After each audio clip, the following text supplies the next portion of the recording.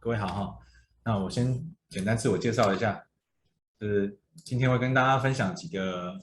这个重点哦。那这边因为我们想要谈的主题是 Design Interior with BIM，那为什么要这样说呢？过往的 BIM 其实比较着重在操作软体或者是操作的管理上，但事实上我们想要倡导的或想要自己执行的，比较重要的应该会是如何透过 BIM 来帮助我们做设计的一些内容。那这些内容当中呢，它必须要有充沛的管理的一些模式，它也必须要能够透过软体当中去操作我们的一些设计的想法，或者是呈现，或者是修正。那大概会有这样几个主轴要跟各位分享。那第一个，我们要先想想过往到现在啊，你可以看到我们从 CAD 到 SketchUp 到 3D Max，这其实是常见的事情。那进阶到 render 之后，他会看到我们现在网络上很多很棒的一些 render 很拟真的照片，然后但是比较辛苦的就是你回归到最后，你还是要进到 CAD 不断的做施工图。那也就是说，你看从开始做 CAD 进到 SketchUp 建模，或者是一般的 AutoCAD 3D 建模等等之类的，它其实是分离的工作，它大概没有什么直接的联动关系，它就是有一个基础，然后把它往上走，从2D 转3D，然后再从3D 转成 render，就是模拟的画面，然后最后再进到 CAD 里面去做后续的这个施工图。所以当有人改图或是有人变动设计的时候，你这个整个流程每个断掉的地方都要重新再链接一次。通常我们花最多时间的地方都会是在SketchUp 到 Render 这一段，不断的来回，然后再花很长的时间在 CAD 里面修图。那我们如何能够做一次就全部完成呢？那当然，这个其实是一个有趣的噱头了。一次就完成这件事情，当然不是一个很必然的事情。但是如果你能够让事情是一次就联动的，那就有可能叫做做一次全部完成。所以，我们应该多花一点时间，让我们来深化设计，然后陪伴家人吃顿好餐，睡个好觉，绝对是好事。那就已经不会像是我们过往的一样，是刚刚说的那是个切断的状态。那到底怎么样把 BIM 跟 Design Interior 合在一起想？来，各位如果是相关设计背景的，你就会知道，事实上我们很常做模型这件事情啊。那做一个空间剖模，做个模型，它以往也是从平面图长到3D 来嘛。那各位想，你如果今天是在做个纸 model， 做一个3D 的 model， 你是不是也在做这个动作？那既然是做这个动作都是相同的，如果他做完这个动作就可以帮你出图呢？譬如说，你看我们下一个，我们就可以出现像这样的空间模型，那么是不是就代表着你已经开始去想到后头的东西了？那这边我们有一个很短的影片哈，跟各位简单分享一下。这个影片其实是告诉人家说，其实一个 model 完成之后会出现什么事情。比如说，你看我们剖完之后可以看到所有的资讯，那这个资讯在里头都是完整的，包括你的墙后啊、你的平面啊、你的各种材料啊，或者是你的一些模型的内部的内容，然后你可以剖进去看啊，你看它内部，然后放开。那同时也可以看到这个地方，包括像管线这件事都可以完成。那你可以看到各式各样的资讯，那这些资讯跟模型是合在一起的。那当然，你从这边就可以大家看得出来，如果今天的模型这么清楚，那你的图还有什么好担心的呢？图当然就简单了。所以我们来看下一个，可以看到像这件事情，如果我们把它转到另外一个画面之后，你看它就会出现像这样一个剖面模型。那像这样剖面模型，它其实是比较清楚的，它也可以直接看到所有的内容。所以这边看一下剖面模型可以出现的效果，你看它有不同的空间。然后它也可以直接转成你的施工图说。我们唯一需要做的就只有把它给做一些说明。那这些说明跟我们过往的做法又不太一样。过往的做法是，我其实在画图的时候都不太管材料，我只管表面出现的样式，譬如说它是木皮啊，或者它是这个水泥板啊，它是瓷砖啊，它是电视啊。可是事实上现在在做这件事情已经不是这样子的，我们其实是有个资料库在里头。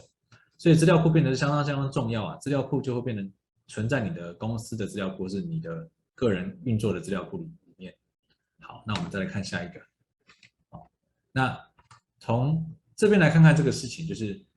过往传统的到进阶会出现什么事情？看我刚刚在说的传统的，其实你看它会有一些现场的测量的一些工作嘛。那现在我们在做新的都变成是模型是可以整合云端工作的。举例来说，你的 model 如果放在一个这个云端上面，那你到现场去拿这个平板，你就可以直接去测量它大概的一些距离。那过来分析的时候，我们过往都是用传统经验去判断日照啊，然后它的光线啊、它的风啊、流量等等之类的。但在这个地方，我们就可以透过软体去抓到我们的大环境的资讯，然后并且可以让你的屋主很快速就可以得到一个比较好的经验。然后过来在设计当中，我们过往都是拿着平面图，或者是拿着我们手绘的图说、3D 图说跟这个屋主说明。问题是现在我们如果用整合图说讨论了，你的3D 模型就会包含资讯。也就是说，举例来讲，我这地方本来是瓷砖的这个一个类型，可能15乘60公分的，我直接把它换成3乘3公分的马赛克砖，可不可行？它马上可以做到，并且材料啊、成本啊、预算的一些联动的问题都连着被拿来一起讨论。然后过来进到施工图阶段，施工图阶段就变成说，哎，你过往其实是一个施工图前置作业要比较长的时间，可是现在你在画施工图之前就已经在整合这个资讯，也就是你整合这个资讯之后，连着你所有的设计的内容，整批是一起联动的，而不是单纯只有那份施工图叫施工图。所以在这边可以稍微断点一下，事实上在前面这几个东西，从施工图到概念这一段，它都是属于设计的工作的一个状态，而施工零件到维护与运作是分第二段的，它是比较属于我们后续的一个第二阶段。所以前面这一阶段，这边就需要几个主轴啊，就是你在画图的时候，你必须要能够管理你的所有的资料库嘛，管理你的图说，同时间你的模型的一些资讯或是模型的一些精细度，就会在这边被先拿出来讨论，然后过来你的设计图说的一些内容呈现方式是可以弹性调整的，而不会被绑住。那当然，我们一直都把 BIM 视在比较后期的状态，一般坊间都是这样。那还很少人拿来做室内设计。那所以我们这一篇其实也投了设计学报，那也被刊载出来，在2018年被刊载出来。但当时就已经知道这个优化的说明怎么样做。那我们来看第二阶段哦，从施工零件到维护运作。那施工零件的过程当中，难免都会改到图啊。那这个图我们已经在施工了，往往就是图都已经在施工了，我图还去改干什么？现场就解决了嘛。但如果说我们今天用 BIM 去改这个图，并不难，它事实上改完之后，你就可以延续到前面的内容，然后并且把前面后面把它整合在一起，然后最后你交给屋主的时候，就可以透过一个 model 给屋主，并且如果你以后还有什么样的问题啊，或者是你提前去预想，所以他可能半年后就要检查他的瓦斯啊，或者1年后他要记得去做他的这个内墙的墙面的清洁的一些重点的规划，你可以提醒他啊，他也可以直接存在这个模型里面啊，所以这是整个重要流程跟各位分享。那我这边讲几个重点哦，就是3D 建模其实它不完全等于 BIM model，这是坊间非常非常常见的一个误解，就是我们觉得只要把用 BIM 软体去建 model 就已经有资讯了，所以你可以看到很多这个在分享怎么使用这软体的人啊，或者是很多公司他说他有在用 BIM 的软体，结果他都会说，哎，不是那么好用啊，为什么呢？因为他们都没有资料库啊。他们的这些资讯其实是每一次需要才打上去，它不是先有个资料库的准备，那或者它也不是在每一次在画图的时候就把资料库先慢慢的建立起来，所以在这过程是完全不一样的。那我们来看看，从国外来看，你看这个国外 SOM， 它在2007年，SOM 是美国相当大的一个建筑师事务所，你看他们从概念细部到施工图说，它是一个整合性的内容，它从很早之前就在想着怎么样把事情处理好，所以你看，在基本上这个 Revit 在中期它就出现了。那右边这个是我们自己写出来的一个流程啊，就是说，其实我们觉得初期在 concept 的时候就可以让 Revit 进来。那当然你可以搭配你其他的软体哈，我这边也稍微缓冲说一下，就是其实用 BIM 不代表你只用软体，你可以用很多种软体，但重点是你必须要让你的资讯是流通的。不能说你画了这个图，你无法带到下一个地方去用啊，那这样这个资讯就不流通，那等于是白画了，你只是拿来做分段。各位如果在荧幕前面的人，你应该可以发现一个事情，就是你可能画了一个很棒的3D 那个 CAD 档案，跟客户讨论完设计之后，你还要重新画一份这个 SketchUp 的档案。那当然，你有一个资讯流通的就是你把 CAD 当底图画了 SketchUp，但接下来你要去做施工图的时候，你的 SketchUp 的东西其实是无法回溯到你的 CAD 当中的。所以它资讯并不流通啊，你在改变的时候就相当辛苦。好，那这个是美国另外一个事务所，它是 GL Architect， 它这个也是算比较年轻的事务所。你可以看到，它并不是用 CAD 而已，它是用 Rhino Rhino 其实是有点像是工业设计的软体啊，它把它串接在一起，并且它透过 Revit 去输出成 CAD。所以其实他们也可以做不同的城市的模式嘛，就是它不是说只能这样做。那所以我们自己就开发了一个流程呢，就是说，哎，我们这个流程就是说，你从概念的时候，我们先跟客户签约，然后再做设计。那其实我们从头到尾都有用 BIM 的模式去整合。那在这个地方，我们就有一个这个细部图说的一个跟各位分享内容。我这边再讲一下另外一个主轴，就是说，哎，细部图说跟施工图其实是协作同步进行的哦。也就是说，你在做平面图3D 的时候，你就同时在想你的施工图怎么发生的。当然会有人说，我施工图设计还没做完，怎么去画施工图呢？来，所以今天讲的主题不就是吗？如何 design interior with BIM， 就是这个意思，就是说我在做设计的时候，也是做室内设计的时候，我就在想着施工图了，因为 BIM 的 information 很重要嘛。那所以可以看到这张图，这张图是我们的一个案例哈，是我们一个厨房的案例。你看一个厨房有个3D 的等角透视图，配着一个立面图说，然后配着它的各项剖面还有平面，它其实每一张图都对得起来的，同时它可以做放大、缩小、说明。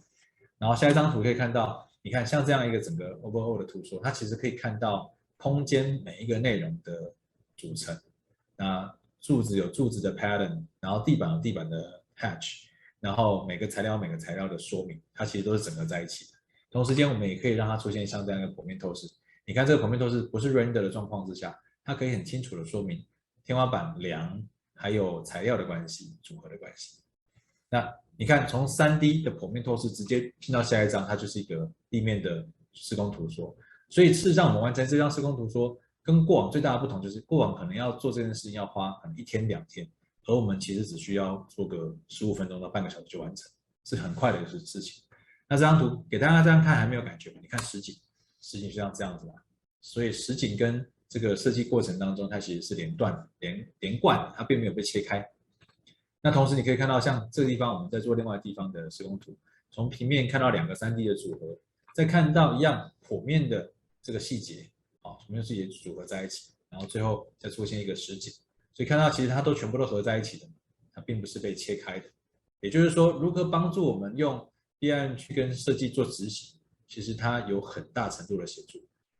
那我们来看另外一个小案子啊，这个其实是有点像工业风的一个装修空间。那你看工业风装修空间，它在完成事情是这样子嘛？我们当时画的施工图的时候，就已经把整个的图纸先处理好了，并且它的 render 跟这个空间的组合，它也把它讲得清楚。你可以看到这张模拟图跟等一下这张要看的，这是施工图。同样的，这个施工图的一些呈现，还有剖面、透视、detail 大样，全部都被叫出来。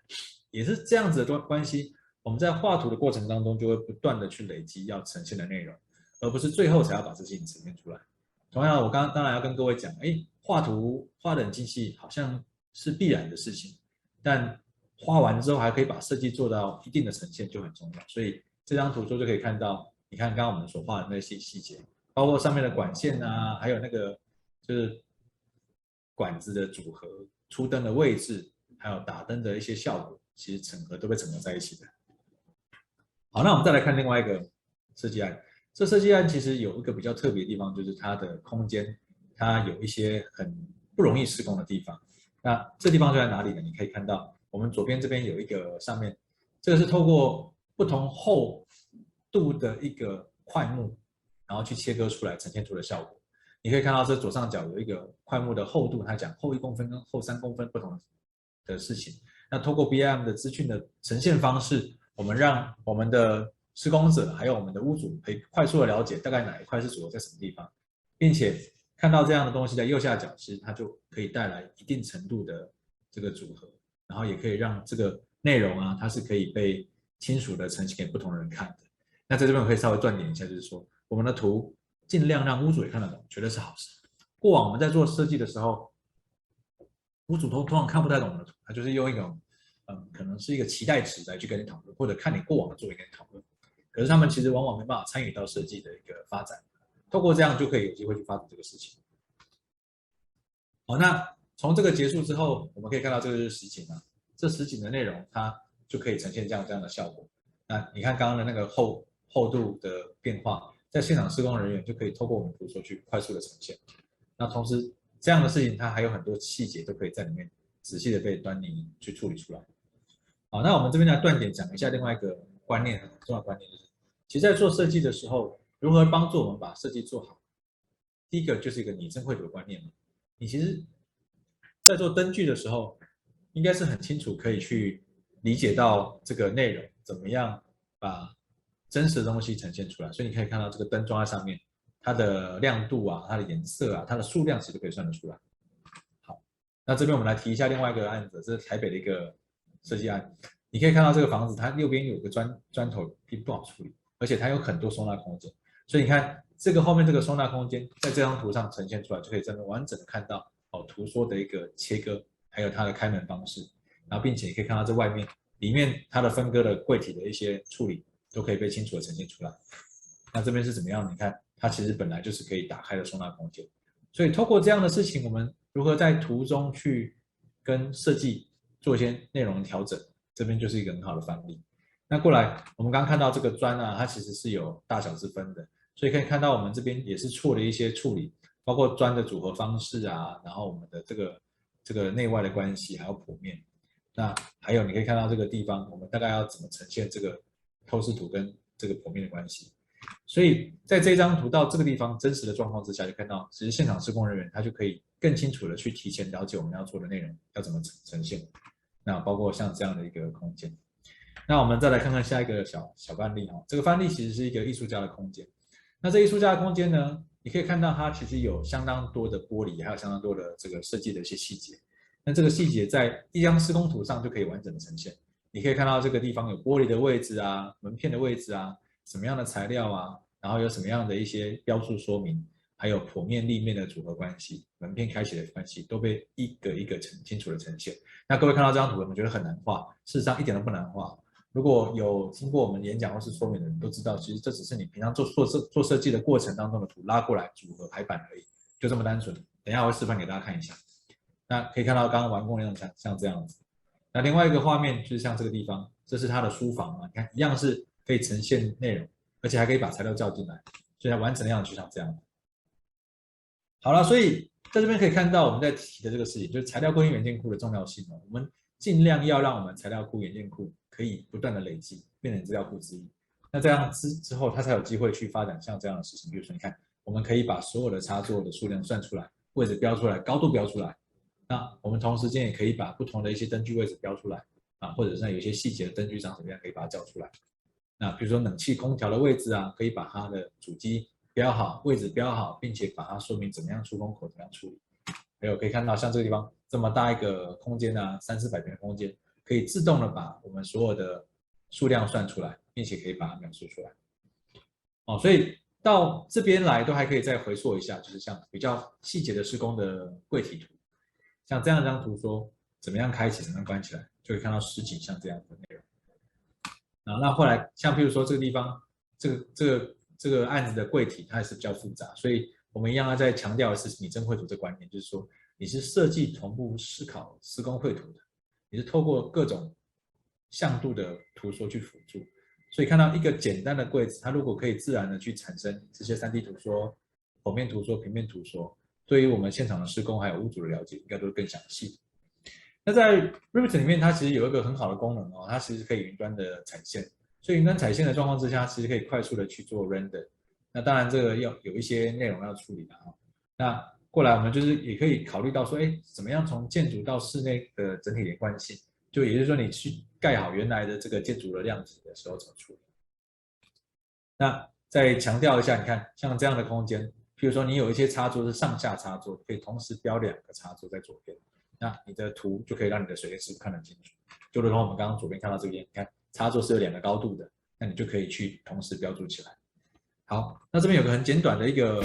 这个画面哦，截给大家看一下。你可以看到这很快速，我们在如何去排一个版面的版本，都是我们画过的图，所以这画过的图当中就可以把不同的图把它给叫出来，然后开始把它做一个排版的动作。右边那个地方是我们就是这个排版的案例。那我们这边开始排版，看把图抓进来就可以看到这个内容，并且你可以去修正各个图的一些位置，修正完就可以把它抓在同一个位置，然后继续准备去做另外一个环境的空间的处理。可以看到这是另外一个，就2个不同的角度，同样的地方把它该隐藏的该抓回来。那同时间它就可以去对齐一些内容，并且把我们要的一些材料资讯把它交出来。可以看到开始空间名称出来了，那材料也出来了，那每个地方的东西都不是我们特别打字，它其实都是直接点的就可以出现的内容。好，那完成之后，像透视图的视角可以直接拉到我们要的视角，那拉完视角之后，你就可以直接把这个透视东西抓出来，并且一样把它排版进去，然后透过这排版当中把它给排好。基本上一张前置作业的施工图基本上就完成了，而且可以开始把材料抓出来。所以材料抓出来，你看这材料肯定都是我们本来资料库就有的，所以一拉才会有。如果后来靠打的话，变得辛苦了。那可以看到，像我们的柜体还可以，除了这样之外，排版完之后还可以有一些内容可以看到啊。所以这是个做的范例，跟各位分享一下。好，那在 BIM 产生图说的时候，它其实还可以做很多事情，比如说像这样的图说，我们可以透过一个好的剖面呈现出来之后，去后制成一个说明图。那对于每个设计者，或是每个呈现在专案的内容的人，他其实都有另外一个层次可以去发展一个事情，或者是像这样的剖面透视图这个剖面透视图可以直接看到空间的关系、高度、组成、环境的内外的东西，或者像这样。可以透过一个剖面透视图看到所有的装修，还可以做一些说明，让不同的人看到不同的空间的一些感觉不同。同时间，它也可以做另外一层次的宣传，透过你的这个设计模式去呈现你要的内容。那这边有另外一个，你看，不论案子大小，理论上来讲，它都可以做这个东西。所以，这个在我们最近为业界开了一系列的课程，就在讲这个事情，连贯式的把所有东西串接在一起。那也让更多的设计者，或者是对这个设计状况有兴趣的人，都可以进阶到另外一个 information 的层次。那这边是最后一个我们要讲的重点就是说我们在用 BIM 进到室内设计的时候，到底有哪些东西要很注意啊？你可以看到，第一个，我们在运用 BIM 图说管理的时候去辅助营造，所以图说管理就要讲到图说分类这个事情过来，你在绘图的时候，你必须要同时考量施作的实况因为你如果不去考虑到这个的话，其实你的看图的人或者施工人完全不知道你要讲什么，那也没办法。所以你的图说排版逻辑就变得相当重要。过来，你在建置模型的时候，你要去模拟测试真实的空间嘛？因为你要这样做，你才能够把整个的流程去做来回的推演。所以你的模型内建流程就必须要有效率你要能够知道怎么样去随时修改你的设计模型跟设计空间。然后过来，你的空间建模一定要融入实物经费。面积思考，为什么呢？你如果不这样做，你就没有材料库的观念。你透过这样的事情，你的材料库就会知道怎么样写成本，怎么样写那个材料库的名称。然后最后，你一定要常的累积，就是不断的在设计当中就把专案资料库跟族群去累积一个资料库来，这样你的资料萃取跟运用逻辑就会变得越来越详细。然后最后这个东西也是大家现在在做的事情，我相信很多人都理解了。云端组织你的工作团队已经是这个时代势在必行的事情。大家不会再全部聚在一个地方，你要做什么事？大家在手机上在你的通讯软体上或是在你的云端的储存空间上就可以做来回很多事情的内容。所以以上这边是我们今天要跟各位分享的内容，那也很谢谢各位的参与，谢谢大家。